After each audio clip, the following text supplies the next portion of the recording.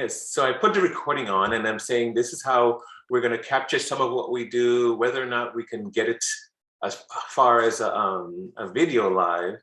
We're at least going to get the podcast words and so on. And today's conversation continues with the art of giving back. And the theme for this week and next week actually is what spouses give back to the world? What can spouses give back to the world? So this is where I hand things over to our moderator, and I'll join you, Dedra, on the panel. And hopefully we can get Mia on too as she comes online. Absolutely. Good evening, everyone. Good evening to my lovely audience today. And Ms. Dedra Stevenson, thank you so much for joining us today, along with Mr. B, our very own Mr. B on Freetalk with Mr. B. I'm Sameena Khanam, the co-host of Freetalk with Mr. B. So what we're going to be doing today is we're going to be picking up the second nugget in Mr. B's art of giving, the art of giving back. Those who have a copy of this book, I'm sure would relate to what we're talking about. So the nugget goes like, what can spouses give back to the world? How can spouses give back to the world and what they do? Before I even start, my first question would be to Mr. B. Let us hear from him. What exactly was on your mind when you wrote this nugget? Could you please tell us? Thank you for asking that. And it's such a pleasure to be on the panel with such wonderful wisdom and such diverse perspective. So I look forward to having these conversations with you, but I think we can cover these conversations all through and bring in guests as necessary, subject matter experts to clarify even more. Writing this section, it means, I want to say that it means that the family itself is the beginning of establishing civilization. And when I looked at it, I thought about the chicken or the egg perspective, which one comes first? And so in order to talk about all aspects of life and all giving back aspects of life, I wanted to talk about where life starts. And so I can't have children without having a spouse, and so we can't have, just something has to start somewhere. So that nugget says, what is spouses giving back? And not that we're limiting it to one perspective or the other, but that's the beginning of how families get together, how they start somewhere, somehow, two people got together. Absolutely, that's fantastic. And I'm sure many of my friends out there listening might know that I'm not married, so I don't yet have a spouse, but then I'm happy to talk on this subject and learn more from my experienced companions on the show. So yes, let's hear from Ms. Dedra. I would like to know, what exactly does a spouse give when we say the spouses need to be responsible? What does the term responsibility mean in that relationship? And beyond the household responsibilities, what else and how can you articulate that for us? Well, okay. Well, let's start with the marriage. My husband and I were in graduate school, undergraduate school and graduate school together. And we got married very young. And we were very supportive of one another, while we were in college in the US. Whenever he needed some quiet time, I made sure he had it. When I needed quiet time, he made sure I had it. We took turns with household chores, that sort of thing, so that one could be there for the other one. So I think it's very important to establish that strong foundation in a marriage before any children enter the picture. And as a matter of fact, raising my own children, I've made that a very strong point in their rearing. I've told them over and over again, children are a huge responsibility. Please do not have them, just frivolously, just because somebody expects you to have children. That's not a good enough reason to bring children into the world. You need to be ready. You need to be ready to really be their parent, because you're responsible for the life of another human being. And you need to be sure that you're nurturing a really great addition to the human race. at this time. I mean, that is what you're doing after all. You're not just showing everybody that you're fertile or virile, that you can have an offspring. I think sometimes people make that horrible mistake and they have children for all the wrong reasons. But once you do, you need to really be ready to be there for them, not just until they're 18 as well, but for a lifetime, and instill the right kind of values in them.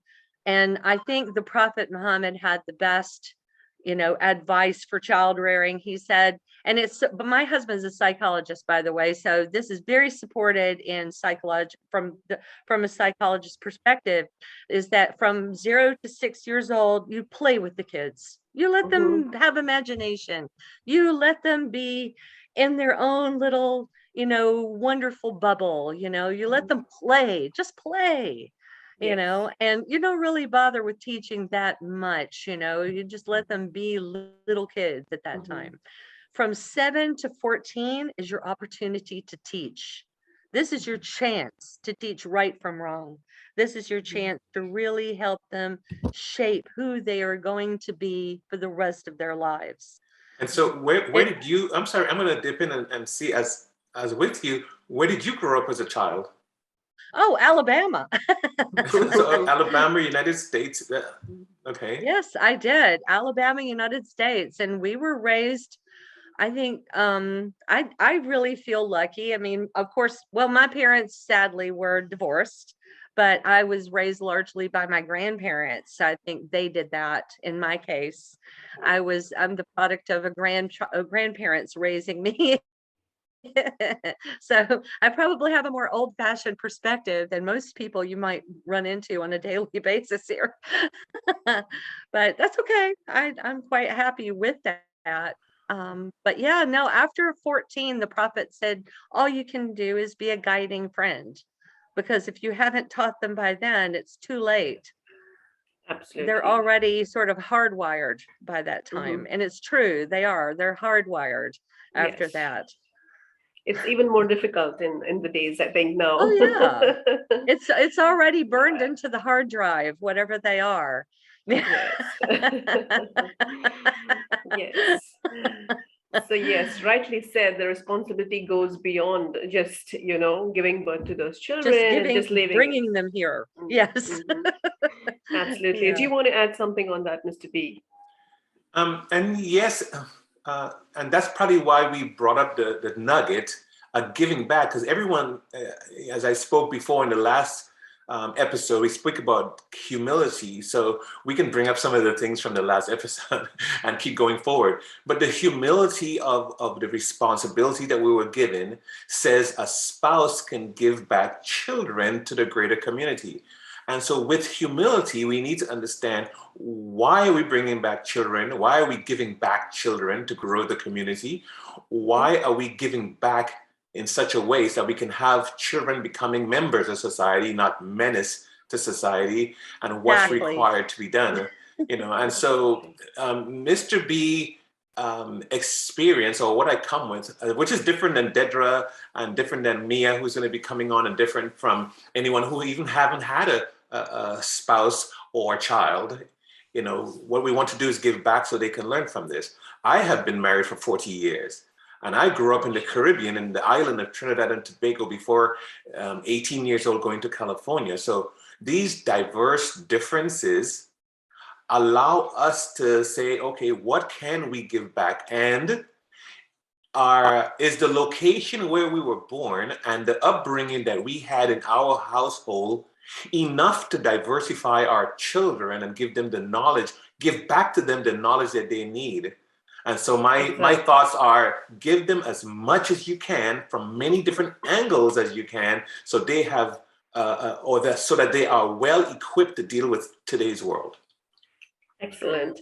Just want to add something there. As I mentioned in my last episode as well, I'm from a family of 6 daughters, and you can imagine how dad and mom actually gave us that life. And I was so amazed, mashallah. I do miss dad because he's no longer with us, God bless his soul, inshallah.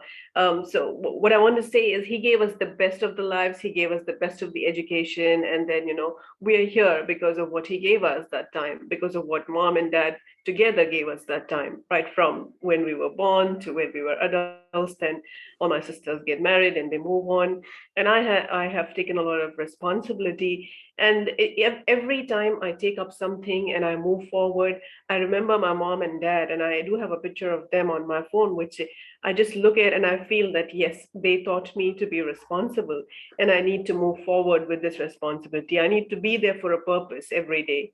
I need to fulfill that purpose for which God has sent me in this world. That's the feeling I carry, because, of course, like both of you said, only when the children see what the parents actually teach them and they imbibe that in themselves will they be able to move forward and continue that for their generations. Yes. I think that's what I wanted to add there. So I read a very interesting line in the Nugget, MrB, and that was, how do spouses actually give back visible positions of honor and respect to each other? So I'd like to hear a little bit first from you and then from Ms. Dedra on that line. How do visible positions of respect and honor to each other? Well, again, it's a relationship that comes with a lot of challenges also, because prior to spouses becoming spouses, they were brought up in different households. Even if they were neighbors, there's two different set of learning strategies and informational passing on at that time. So when they came together to bring honor to the spouse, the first thing we should be doing is deciding to have a lifetime of learning, because we think we know what we know, but there's only so much that we know. Even if we were neighbors, even if we were in the same neighborhood, even if we had the same culture or background, there's a limit to households information. And the way we assimilate information, bringing honor and by being a good listener to our spouses, helps us to understand it. Now, again, it's not, if you understand it today, doesn't mean you understand it forever, because things change. Yeah. So it's one of those perpetual motion of trying to understand who is before you as a spouse. Giving back, and again, one of the nuggets, one of the things we give back, and I encourage people to give back, is giving back a listening ear. So the whole global community always thinks about giving back as finances. And so I said, no, first start off with a smile. Start off with a hello. I know my wife probably said, oh, you had me on the first hello. But, I read that. Just the next we need years. Like I needed 40 years of hellos. I need 40 years of smiles.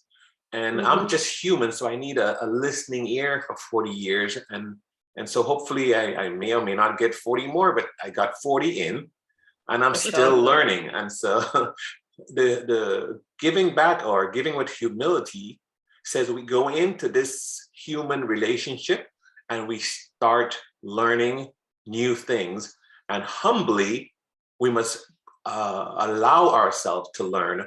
So I would learn from my wife, she would learn from me, and hopefully together we will work out how do we find that comfortable middle. And so bringing honor means you do treat your wife as your own body, because I want to be listened to, so I should do some listening. I want to be healthy, so I should make sure she's healthy. I want to be fed, so I should make sure I make provisions so she can be fed also. Yeah. Very nice. Thank you so much for that interesting perspective. Yes, Ms. Dedra, I'd like to hear from you on the statement. Okay, well, I see it like, yes, I agree with everything Mr. B said. Of course, I'll add that I think that in marriage, we want someone, I always think of yin and yang, I mean, my husband and I, in many ways, couldn't be more opposite. Opposite. We're opposites. I mean, we're from different cultures. We're from completely different backgrounds. But, there's some commonality in the way we were raised, even though we were raised on opposite sides of the planet. I mean, we were raised with certain family values, just the same. We were raised in a small town community. Just the same. We were raised, to honor your neighbors, to honor the elders in your family. I grew up, having to say yes, sir, no, sir, yes, ma'am, no, ma'am, to my older relatives, You know, he had to honor his older relatives the same. So the more you look around, you know, for the things that are the same about you, the more you're going to find them. If you absolutely concentrate on differences, that's all you'll ever see. You know, but in some ways we are so opposite. I mean, he's very quiet and very reserved. And if he had his way, he might never, you know, leave the house, you know, but thankfully I'm there to be loud and bubbly and social and sort of, you know, push It him to, balances, yeah, yeah. to be more out there and socialize and everything, because I don't think he would without me. You know, when I first met him, his only colors in his closet were black, white, and gray. Oh, And he wow. had literally clothes, no other clothes of any other colors. And, you know, by the time I got through with him, he had yellows, he had reds in his closet, you know. So Very nice. I infused color into his life. Now, for me, I'm the kind of person that I know it by myself. I'm loud, I live large, but sometimes I can lift off the ground, you know, if there's not somebody there to ground me and say, now, wait a minute, you're getting ahead of yourself, you know, let's look at this reasonably. You know, that's him. That's Yes. the voice he gives me. He gives me that sound of reason, like, wait a second, you're getting ahead of yourself. You know, you don't really know these people. Let's look at this way, you know, because I can get all excited and very, Exactly. you know, yeah, but that's the beauty of our relationship. We're yin and Mashallah. yang in a Yes, lot of mashallah. ways. We're like the puzzle piece, the jagged edges, you know, just sort of fit together. You know, who knows how, but we do. Excellent, excellent. It is so beautiful to just listen Thank to you. that. Yes, mashallah. That's good. Yes, so it was a very nice conversation I had with both of you. And just before we ended, people use the term unconditional every time. You know, you should be unconditional, but the practicality of life in the real or everyday life, we may not be able to be unconditional at times. So, have you had any such instances where you felt that yes, I couldn't actually be unconditional? I don't know if I'm putting you guys in a spot, but then Um, I'm just can I answer yeah. that? Please Can I start. give you Yeah. an answer? I can tell you that for spouses, I don't think unconditional love is possible. I think there is always a condition. I mean, there's always a way that they can cross the line of no return. I think unconditional love may apply to your children, though. I mean, for my children, yes, I can say that they have my absolute unconditional love, and Mhm. they could literally be anything or do anything, and I would still love them. I mean, they could be serial killers, and I'd still love them. I mean, you know, so, but I mean, inshallah, no, that will never happen. But they're still my babies, no matter Yes, what. You know, of course. I would urge them to do the right thing and to get help and, you know, push them to hopefully, you know, correct their behavior. But doesn't mean I wouldn't love them. You know, that's just the mother's love. Mothers are good like that. You just can't, there's no stopping a mother's love. I don't, maybe Mr. B has a different perspective as a dad. I'm not sure. And it's always different for everyone because it's a lot of the things we're talking about are very personalized. And so when we talk about spouses and what spouses can give back to the world, we know one of the priorities for perpetuating the human family is to give back children. And so there's a lot of unconditional behaviors associated with love, with procreation and keeping the human family moving forward. But some of us, depends on how we learn, we tend to use unconditional love towards a supreme being, knowing all too well we won't be able to commit to it fully, and we won't be disciplined for not doing it. You know, and so when you look at it from a spouse, we would want to think we're loving unconditionally, but with conditions. And from a dad, from a father, I love my sons a lot. And I do have conditions. The conditions are you must love me back to the extent that I think love should be received back. because I'm giving, but I also want to receive. And what I'm looking for respect. I'm looking for honor. I'm looking for the maintenance of dignity. And I'm looking for them to carry on and self-sustain.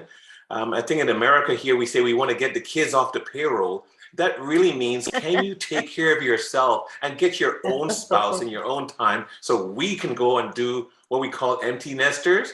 We can go and do our thing. And so as we go and do our thing, we already took care of our responsibility. And so that's the kind of a unconditional approach from me as a father. Excellent. Beautiful. Thank you so much for that brilliant perspective on this nugget from both of you guys.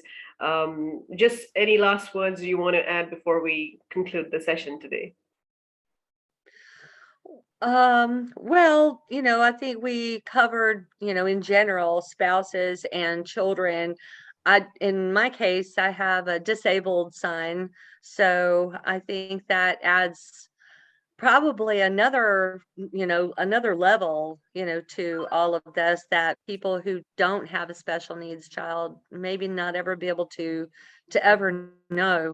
My son's autistic, so but he did inspire me, in so many ways. I think we can be inspired by our kids, to give back, and to really to want to make the world a safer and better place for them and for other kids who are like them. That's what made me get out there and make a film about Abraham, Lemonade, which actually did make a difference, in the and how autism is seen in the United Arab Emirates. And hopefully we have more work to do in that regard. But yeah, I've been very inspired, and that they always say the mother bird always treats the chick that's cheeping the loudest, or the sickest one is the one that gets the attention first, before the others.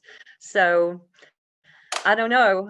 To me, it's just a whole new level of mama love, mama bear love. Yes, with a lot of patience, I'm sure. And we just wish for the best for your family. Thank you, hon. I appreciate that. Yes, Mr. B. Thank you. So you asked for closing words, and closing words meant that we covered the nugget of giving back. What spouses give. One thing I do know, there's not enough time in any podcast or any live stream to cover this subject. So we will cover this subject again next week, and we will try to incorporate some of the comments and some of the feedback from our podcast. And the reason why I wanted that, I wanted us to encourage our audience to go on.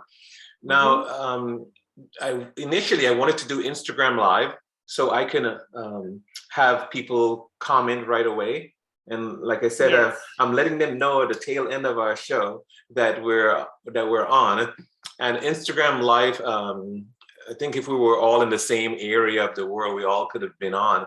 But we want to keep the subject going. We want to keep our panel going, and our panel gives us diversity. It gives us perspective, and gives us different angles of what does it really mean to give back. And so the art of giving back, the art of giving back, the book itself has these nuggets in them. So this last week we cover humility. It's a start for everything. And for the human family, we needed to cover spouses. And so the spouses says, okay, this is how we're establishing the human family. And there's so many nuggets just in the spouses alone about how we become spouses, how we maintain our relationships, and how we heal ourselves in the midst of these relationships by communicating with each other all the time. So I'm glad that we were able to bring out some of that, and we'll kind of, Dedra, you have a very unique perspective from having two civilizations in your lifestyle. Yes. Sameena, you have a perspective of anyone who has not become a spouse yet can say, this is what we need to keep in mind to look for, and some preparation. Everyone needs a little helping hand in getting ready for that mode. So next week we'll talk more about that too. And Sure. and there's always something we're missing. So we're hoping people will come on and give us more of what we're missing about what spouses need to give back to the world. And we will cover that subject some more next week before bringing the children into the conversation and the global. Yeah. Right. So as we go down the nuggets, you'll realize that we're building the human family of giving back, and we're pushing the giving back revolution, and we're encouraging this conversation to continue with our listeners. And it's such an honor to be here with you. And I think the other lady, Mia, she should be from South Africa. She should be on soon with us, and maybe on next week if she wasn't able to join today.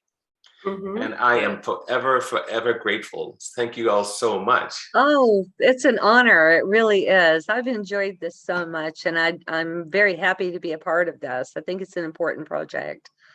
Excellent. Yes, I share the same words and feedback. It's been incredible. This is just my second episode, and I really am learning a lot from episode to episode, and people, and connecting with a lot of new people, and that keeps me going. Thank you so much. Thank you so much. I learned a lot from both of you today, and I hope our listeners also did.